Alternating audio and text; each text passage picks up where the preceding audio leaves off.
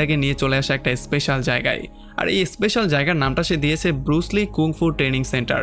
আর এই স্পেশাল জায়গায় সে বলে যে আমি এই জায়গাতে আমেরিকান যত মানুষজন আছে তাদের সবাইকে কুংফু শেখাতে চাই, আমি তাদের সবাইকে মার্শাল আর্ট এক্সপার্ট বানাতে চাই।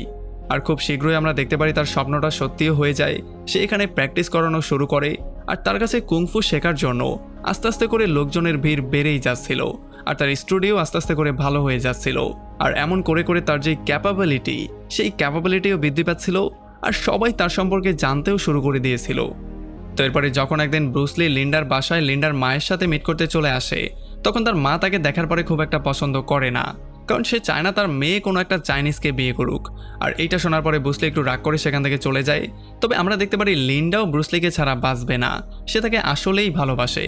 তো এই জন্য সে তার মায়ের কথা কেয়ার না করে সেখান থেকে জলদি করে বেরিয়ে চলে আসে আর সে ব্রুস লিকে বিয়ে করার জন্য প্রপোজাল দেয়। সে